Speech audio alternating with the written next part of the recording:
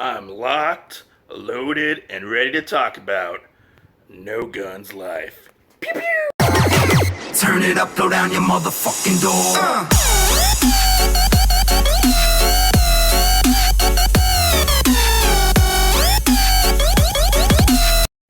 Hey guys, what is up? Otaku Mike here, doing another manga first impressions video for you. Today we are looking at No Guns Life Volume 1, put out by Tetsuka Karasuma. I hope that I said that right. I hope I didn't butcher it. I'm horrible with Japanese names. And this is a cyberpunk noir story. In this world, this story picks up after a great war has happened. There are cyborgs known as extended that have popped up because of this war, and it's like a mega conglomerate corporation. They have basically sort of taken over control of what seems like either the city or of the world itself, because of these extended popping up. These extended people popping up with robotic augmentations in their bodies, and we follow along a guy named Juzo, who is called Juzo the Resolver, and what he is he's basically sort of like a detective, or sort of like almost like a gun for hire almost. He works cases that are for people who are extended. He just covers that specifically, like lost kids, kidnapping, stuff like that. You need a bodyguard. Juzo's your bodyguard, stuff like that.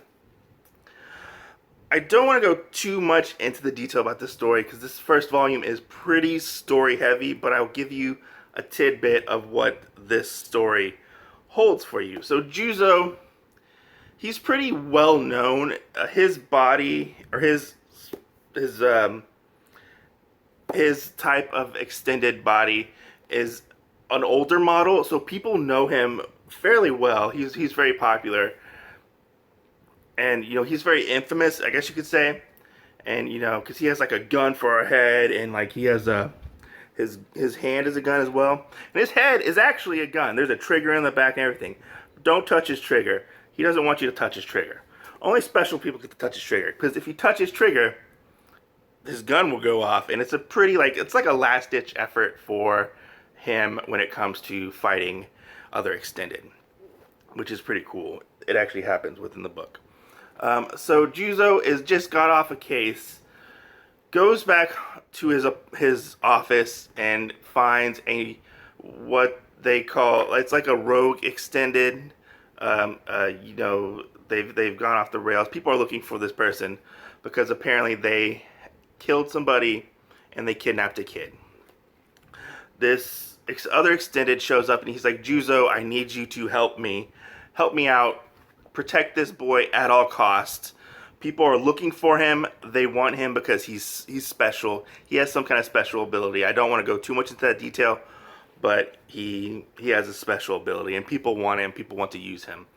So Juzo kind of reluctantly agrees, but he does agree. He's like, you're going to pay me for my window, because they broke his window. Sucks, but that's how it goes. But Juzo basically is now tasked to protect this boy, figure out what exactly is going on with this boy, as well as with himself, because Juzo as well does not remember anything before the war. He doesn't know how his body got augmented and stuff like that, which is pretty interesting. They send people out to attack Juzo to try to get this boy to basically to get this boy back. Here's some of the artwork. It's pretty cool, and that's really where the hook of the story is finding out more about Juzo himself, as well as what's going on with this boy, because this boy is something special, and everybody wants this child. But Juzo does what he does best. He protects what he's ordered to protect. He tries to let anything happen to the people who he has contracts with and whatnot. And, that's pretty much where I want to end talking about the story, because the first volume is pretty story heavy, and I don't really want to spoil it for anybody who has yet to read this, or who has wanted to read this, But one of the several of the highlights of this book, one, is the beautiful, beautiful artwork when it comes to the detailing.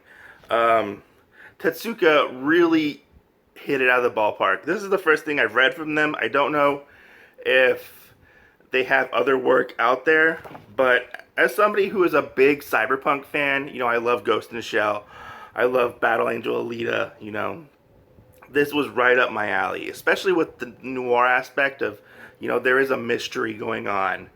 It'll be interesting to see how far this actually goes, and will this mystery cover the entire story or just a big chunk of the story? I don't know.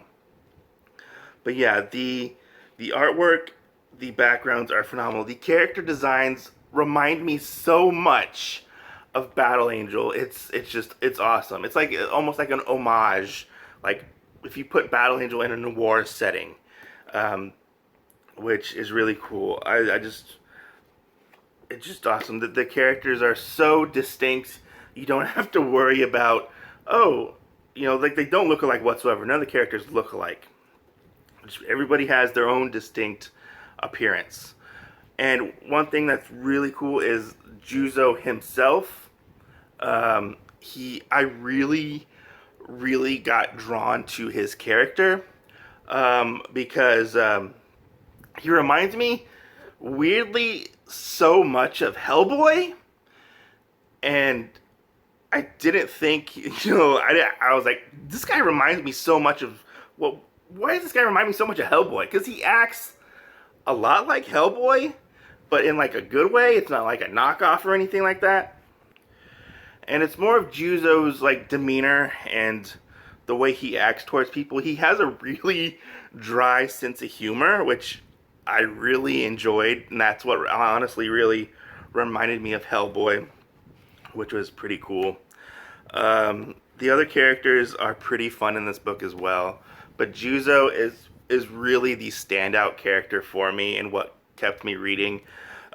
This book is surprisingly funny at times, like because of his dry sense of humor and the way he talks to people, and they're like, "Oh my god, you got a gun on your head," stuff like that, or Juzo freaking out because he gets wet and he has to like clean himself off because he gets kind of rust or whatever, there's stuff like that. It's pretty cool. I can't wait to see where this goes. I'm really interested to see how the story,